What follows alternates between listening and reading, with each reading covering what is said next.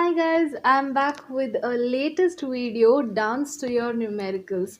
Now, looking at the thumbnail and the title, you all will be confused. What are you supposed to do? Like you read the numerical and then dance to it some steps and then you easily get the answer. Is that it? No, obviously no. So the funda here is I have come up with a very straightforward and very foolproof step-by-step method to solve your numericals. And if you spell out these steps, it becomes DANCE, dance. So it's very easy for you to remember the steps when you do the numericals. It will be very helpful for you to practice them. Obviously you will need a lot of practice to solve your numericals. These steps alone will not help you, but then gives you a very systematical approach on how do you approach your numericals, how do you solve them. And why is it important? Because whatever subject is it, if you are a science student, whether it be maths, physics, chemistry, anything, numericals are composed almost 30 to 40% of your paper, of your question paper. Or if you go for competitive exams, almost 60-70% of it contains numericals or number based problems, right? You have to crack those problems, which requires a lot of systematic approach and obviously a hell lot of practice, right? So let's jump straight into the video and remember DANCE, dance. So this video is not just helpful for any particular class of students. It is helpful for whatever class you belong to, 8th, 9th, 10th, 11th or 12th, and not just one particular subject like physics. It can be helpful in maths, it can be helpful in chemistry or bio. But here I'll be taking example from light chapter, mirrors and lens formula I'll be using for example to demonstrate each of these steps. So we'll start with our dance. So the first step, how do you learn any particular dance, right? First, what do? You learn one small step, right? Each step you make it perfect, and then later you put together all these steps to make what? Dance, right? So in this dance, there are how many steps? Five steps are there. So each of the step I'll be explaining to you along with one example, right? So the first step is dive into the question. Second, analyze the unknown. Third, narrow down to the formula. Fourth, calculate the answer. And fifth and final step, evaluate the answer once again. So now we'll go into each of these steps one by one. We'll learn each of these steps and later we'll put together to form the dance and easily solve all your numerical problems. So friends, first step is dive into the question. Now why isn't this step read the question? See, usually what do you do whenever you get the numerical? You read the question, right? But here I'm using the word dive into the question to make sure that you read the question again and again, go into the question, find out all the deep and hidden informations that are given to your in your question. See, most of the time, especially board exams or competitive exams, the questions won't be direct. You will have to find out many hidden informations which are given in the question and find out what is given and what you are supposed to do, which formula you have to find out. So the very first step is dive into the question, which means that you have to read the question carefully at least twice and try to extract all the hidden information. Let's take the example of this question. A divergent lens has a focal length of 30 centimeter. At what distance should an object of height 5 centimeter from the optical center of the lens be placed so that its image is formed 15 centimeter away from the lens? Find the size of the image also. So here friends, first reading is this. Okay, this is how you read it first. Like you read the question as a whole. Now for your second and if you have time the subsequent readings, what you're supposed to do, you have to break the questions word by word and understand the meaning. So for your second reading, how will you read? A divergent lens. Now divergent lens means what kind of lens it is? Concave or convex? Yes, it is a concave lens of has a focal length of 30 centimeters. So if it is a divergent lens, means concave lens, what will be its focal length? What will be the sign of the focal length? Yes, negative. Because focal length of a concave lens is always negative. So this is your first information, hidden information that you got from the question. Then proceed. At what distance should an object of height 5 centimeter, means you have to find at what distance, should the object be placed, means you have to find out u, object distance u, right? Of height 5 centimeter means height of the object is given as 5 centimeter. From the optical center of the lens be placed so that its image is formed 15 centimeter, means where is the image formed? At 15 centimeter. Find the size of the image also, means you have to find out h dash as well. So friends, here there is one more hidden information which is not directly given in the question, but you can find out. If it is a divergent lens, means a concave lens, what kind of image will be formed by it? Yes, a concave lens always forms a virtual and erect image. So in that case, a virtual and erect image is formed on which side of the lens? Yes, on the same side as that of the object, means of the image distance. Sorry, the image distance that is 15 centimeter given here, means V. This will be of what sign? Negative sign. Why? Because it is formed on the left side, since a divergent lens can always form a virtual and erect image only. So here friends, there are so many informations that are given in the question but not directly. You have to read, you have to dive into the question and extract all those hidden information. So this is your first step. Step 2, analyze the unknown. So here it's a very important step, because if you get this right, you get 50% chance of getting the answer right. Means what is given in the question and then what is asked in the question. So from your analysis, from your diving into the question, you have to analyze what are the known quantities, means given quantities at unknown quantities. And one more important thing you have to do, write them down. Don't keep it in your mind, that will make errors. So what is very foolproof, you have to write them down in symbols, okay, because your formula involves symbols, so it becomes easy if you write it down in symbols and along with their signs, means you have to put their signs also, so this will help you get the answer correctly. Fine. For example, in the previous question, what is the focal length given? 30 centimeter, but I already told you, since it's a concave lens, your focal length will be negative, means minus. Okay, then height of the object is given, it is denoted by h, so h equal to 5 centimeters. Then already the image distance is given 15 centimeter, and I already explained to you why is it negative, so I'll write it as minus 15 centimeter. Please note, all these quantities I'm always writing along with the units. This helps you to keep the unit in mind, so that in final answer also you write the unit, you don't forget the unit or you don't write the wrong unit. So this step is very very important, guys. And then what is unknown? Unknown is object distance and the image of the size of the image.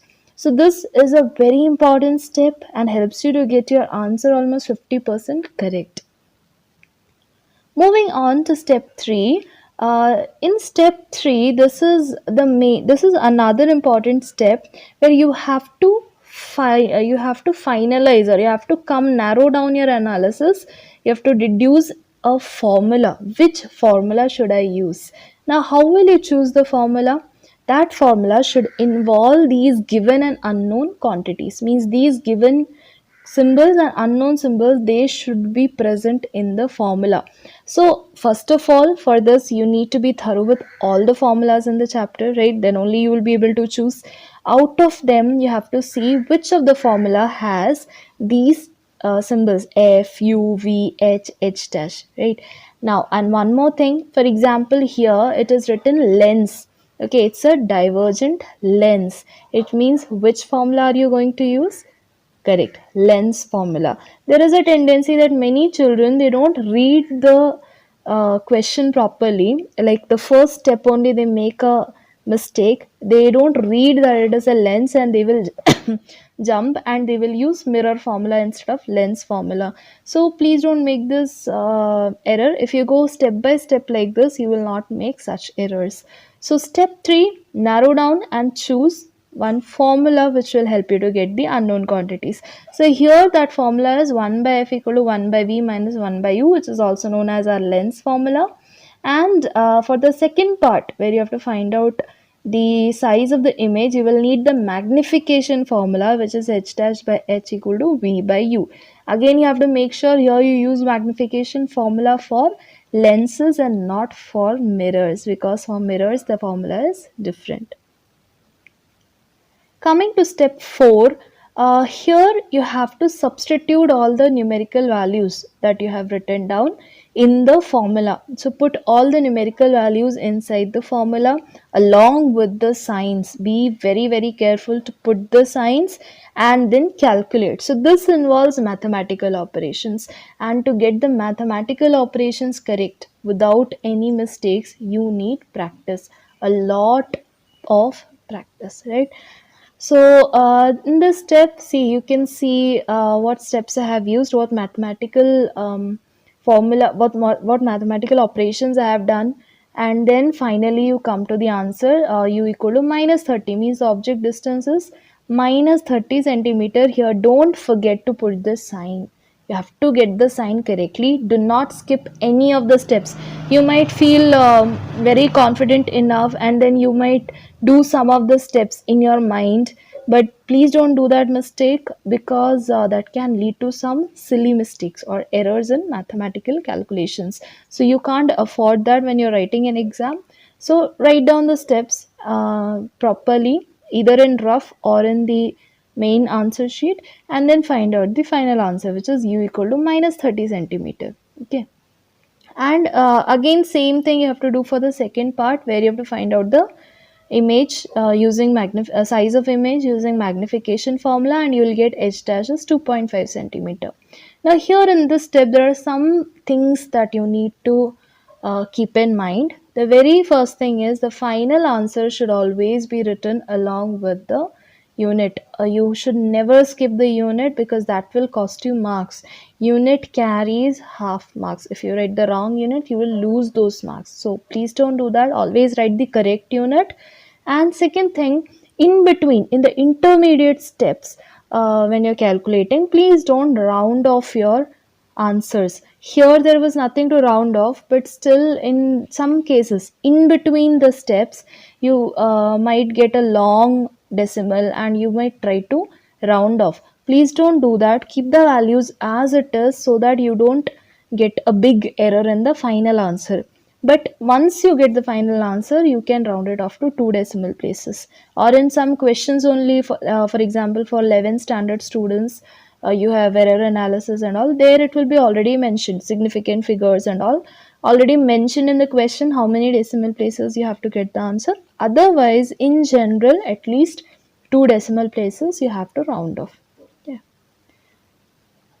Coming to the fifth and the final step, it's very, very important to evaluate your solution, means to check your solution.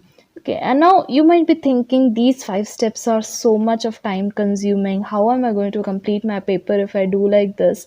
But friends, if you practice again and again, every time you practice your numericals, if you use these 5 steps and practice, it will become really fast, actually much more faster than your normal mental method of doing numericals. Plus it will make your solution error free and very systematic. You'll be able to present your answer systematically, like if it is board exams and all, not competitive exams. And this will actually increase your scoring up to 40%. You will be able to gain more marks if you get the proper solving numericals, if you get those numericals right. And not only marks, it will also increase a better understanding, a deeper understanding of your concepts. So always try to follow these 5 steps, try to dance to your numericals, and then practice and practice again every time using these dance steps, so that you can be a master in solving numericals. So friends, one more example I'll give you here, so that you will be much more clearer. So in this example, this is the question. A convex lens forms a real and inverted image of a needle at a distance of 50 centimeter from it. Where is the needle placed in front of the convex lens? Uh, if the image is equal to the size of the object, also find the power of the lens. So here friends, this was my first reading. Okay, what was the first step? Dive into the question. So this was my first reading. For the second reading, how will I read the question? A convex lens means its focal length will be positive, right? Then forms a real and inverted image. Real inverted image means its v, or the image distance, will be again positive. Okay, now where does it form the real inverted image? At a distance of 50 centimeter. Means what is this given? V. So how will be v? It will be positive. Why? Because it's a real and inverted image. Then, where is the needle placed in front of the convex lens? Means what you have to find out? You have to find out u. Now, this is the most important part. If the image is equal to the size of the object. Now, what does this mean? Image is equal to the size of the object. It means, in which case do you get such an image where image is equal to the size of the object? Yes, you get an image when the object is placed at uh, at 2f1. Okay, if you remember case 3 of your ray diagrams, I have already done one video where you do the ray diagrams, so please check there. When do you get it? At case 3, means the object and the image both are at equal distances from the mirror, from the lens. Then you will get both in the same size as well, right? So after diving into the question, what are your analysis? First one, real and inverted image, so v will be positive.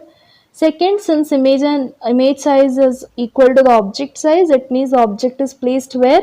At 2f1. So whatever you get as u or whatever is v, they will be equal to your 2f, twice of the focal length. Yeah.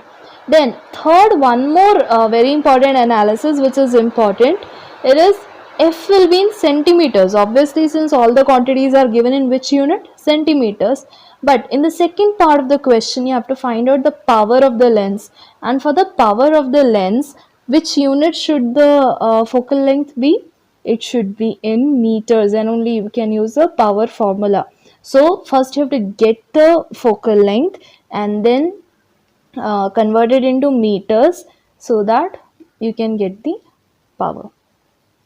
Now, second step is analyze the unknown. So after analyzing this, you will see that you have got already image distance, which is plus 50 centimeter.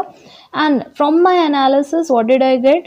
That u will also be equal to 50 centimeter only, because it is equal size image. Means where do you get? When both the distances are equal. But object distance is always negative, so u will be minus 50 centimeter. So this is where I told you to write everything along with their signs. You will never get it wrong. Then what do you have to find out? Focal length, and you also have to find out the power. There is one more shortcut method for this. The shortcut is, from diving into the question, I understood that the image and object distance are equal to 2f. So 2f is equal to plus 50 centimeter. You can easily get f. This is a shortcut method you can use. Then narrowing down to the formula. Again, you can use lens formula and then power formula, P equal to 1 by f, where f is given in meters.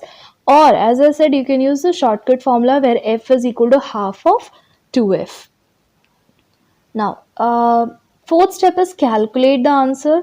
You will substitute all the values into the formula and then try to calculate, where you get f as 25 centimeter, or converting into meters, you will get as 0.25 meters.